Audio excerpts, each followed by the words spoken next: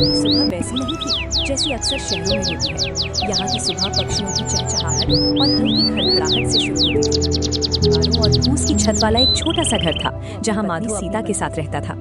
माधो के पास पुरखों की दी हुई बस 2 बीघा जमीन थी, लेकिन उसके पास ईमानदारी और नेक दिली का ऐसा अटूट खजाना था जिसकी चमक के आगे गांव के बड़े बड़े साहूकारों की हवेली भी फीकी पड़ जाती थी। पूरे चंदनपुर में ये बात मशहूर थी कि अगर माधो के खलिहान से अनाज की एक मुट्ठी भी निकलेगी तो वो उतनी ही शुद्ध होगी जितनी माँ के हाथ की रोटी।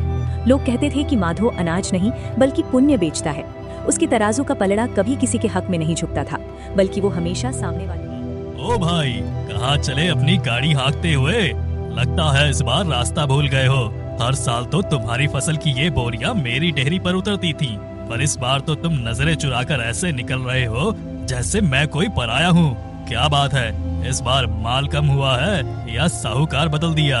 राम राम लाला, नहीं, न रास्ता भूला हूँ और न ही माल कम हुआ है। बस इस बार मन बदल लिया है। ये बोरियां सीधे माधव के खलिहान पर जा रही हैं। माधव के पास? अरे सुखिया, मती मारी गई है क्या तुम्हारी? कहाँ मैं परसों पुराना व्यापारी और कहाँ वो कल का छोरा माधव, जिसके पास खुद के खाने का ठिकाना नहीं, उसे तुम अपनी मेहनत की कमाई सौंप रहे हो। लाला, साफ साफ कहूँ तो बुरा मत मानना। पिछले साल जो चावल की बोरियां तुमने मुझे दी थी, उनमें आधा पेट भरने का दाना था और आधे दांत तोड़ने वाले कंकड़। घर की औरतें दिन भर सूप लेकर बैठी रहती थीं और फिर भी कंकड़ खत्म नहीं होते थे। और तौल में जो हेरा फेरी हुई वो अलग जाए। यह अनाज थोड़ा कम मिले, पर जो मिलता है वो खरा होता है। उसके चावल में कंकड़ नहीं, दुआएं होती हैं लाला। दुआएं? अरे मूर्ख, पेट दुआओं से नहीं अनाज से भरता है। वो माधव तुम्हें कंगाल कर देगा, लिखवा के ले लो।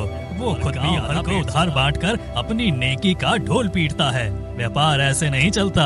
व्यापार में दिमाग चाहिए, दिल नहीं। व्यापार का तो पता नहीं लाला, पर इंसानियत माधव के घर ही बसती है। पिछली बार जब मेरे घर में बीमारी थी और जेब खाली थी, तब तुमने उधार देने से साफ मना कर दिया था, लेकिन माधव ने बिना मांगे अपने हिस्से का अनाज मेरे घर पहुंचा दिया और कहा कि जब हो तब दे देना। वो हमारी तकलीफें समझता है लाला, सिर्फ मुनाफा नहीं। सिंह के कलेजे में तीर की तरह चुभ गईं। जैसे जैसे सुखिया की बैलगाड़ी आगे बढ़ी, सुर्खियां और गहरी होती गईं। उसे अपने व्यापार के साम्राज्य की दीवारें डोलती हुई महसूस हुईं। उसे लगा कि अगर माधो की ये ईमानदारी की दुकान इसी तरह चलती रही तो उसकी मिलावट और हेराफेरी की सल्तनत मिट्टी में मिल जाएगी। धूप तेज हो रही थी, पर हरि सिंह के अंदर प्रतिशोध की आग उससे भी कहीं ज्यादा धधक रही थी। उसने मन ही मन कुटिल मुस्कान के साथ कसम खाई कि बहुत हुआ माधो, अब तेरी इस नेकी के चिराग को मैं ऐसी आंधी से बुझाऊंगा कि पूरे चंदनपुर में फिर कभी कोई ईमानदारी का नाम लेने की जुर्रत नहीं करेगा। उसने माधो को नीचा दिखाने और उसे गाँव वालों की नजरों में गिराने के लिए एक गहरा षड्यंत्र बुनना शुरू कर दिया। दोपहरिया मानो आग उगल रही थी। आसमान से बरसती लपटें धरती का सीना छलनी कर रही थी। माधव अपने खेत का सारा काम निपटाकर होकर अपने घर की ओर लौट रहा था। चंदनपुर की रेतीली पगडंडियों पर सन्नाटा नजर सड़क किनारे एक साई पर पड़ी। उसने देखा कि एक बूढ़ी काकी, जिनके चेहरे की झुर्रियां उनकी कटहर से पर उठाए संघर्ष कर रही थी। अरे ओ काकी, ठहर जाओ, जरा रुक जाओ। इस उम्र में और इस तपती धूप में इतना भारी बोझ लेकर कहाँ चली हो? तुम तो लड़खड़ा रही हो, कहीं गिर पड़ी तो अनर्थ हो जाएगा। लाओ, ये गट्ठर नीचे उतारो और मेरे कंधे पर रख दो। नहीं बेटा, तू भी तो दिन भर खेत में हाड़ तोड़ मेहनत करके आ रहा है। तेरा चेहरा भूख और प्यास से मुरझाया हुआ है। मेरा घर तो यहाँ से कोसों भर दूर है। तू क्यों खामखा कष्ट करता है? मैं धीरे धीरे पहुँच जाऊंगी। काकी, भगवान ने ये नौ दिया है कि किसी लाचार और जरूरतमंद के काम आ सकूं। अगर आज मैंने आपकी ये हालत देखकर भी मुंह फेर लिया तो कल उस परमात्मा को क्या जवाब दूंगा? आप खाली हाथ चलिए, ये बोझ अब मेरा हुआ। चलिए, मैं आपको आपके घर तक छोड़ देता हूँ। माधो ने लकड़ियों अपने सिर पर उठा लिया और काकी को सहारा देते हुए उनके घर की ओर चल पड़ा। रास्ते भर काकी अपनी लाचारी बातें सुनाती रही। माधो को पता चला कि काकी का नहीं है। बेटा बहू शहर जाकर उन्हें भूल चुके हैं। काकी की आंखों में नमी देखकर माधो का कलेजा टूटी झोपड़ी पर पहुंचे तो माधो ने न सिर्फ लकड़ियां रखी बल्कि अपनी जेब में हाथ डाला। वहाँ वो पैसे थे जो उसने कई महीनों की मेहनत से घर की छत ठीक कराने के लिए जोड़े थे। काकी की दयनीय हालत देख माधो ने बिना सोचे वे सारे पैसे चुपके से चूल्हे के पास दिए और बिना कुछ कहे वहाँ से निकल गया। अपने घर पहुँचा तो उसकी पत्नी सीता दरवाजे पर ही उसका इंतजार कर रही थी। अजी, आ गए आप? मैं कब से राह देख रही थी। वो मिस्त्री रामू कह रहा था कि आज ऐसे मिल जाए तो कल से छत का काम शुरू कर देगा। कल रात की बारिश में छत ऐसे टपक रही थी कि चिंटू पूरी रात भीगता रहा। और कोने में दुबक कर सोए। लाइए वो पैसे दीजिए जो आप आज वसूल करके लाने वाले थे। सीता, मेरी बात सुन। रास्ते में मुझे एक ऐसी बेसहारा काकी मिल गई थी जिनके घर में ना अन्न का दाना था ना दवा के पैसे। उनकी हालत देखकर मेरा मन पसीज गया। मैंने वो सारे पैसे उन्हें दे दिए। देख सीता, पैसे तो हम फिर कमा लेंगे, पर उन दुआओं का क्या जो काकी के दिल से निकली हैं। तू फिक्र मत कर, ऊपर वाला सब ठीक करा देगा। आपकी ये नेकी और ये बड़े बड़े आदर्श हमें एक दिन सड़क पर ले आएंगे। सारा गांव जानता है कि आप सीधे हो, इसलिए सब आपको बेवकूफ बनाते हैं और आप खुशी खुशी बनते चले जाते हैं। घर में बच्चे की फिक्र नहीं, बस दुनिया भर का बोझ आपके ही कंधों पर है। आखिर कब तक हम दूसरों के लिए खुद को जलाते रहेंगे? सीता की बातों में कड़वाहट जरूर थी, पर उसमें अपने परिवार के प्रति चिंता भी छिपी थी।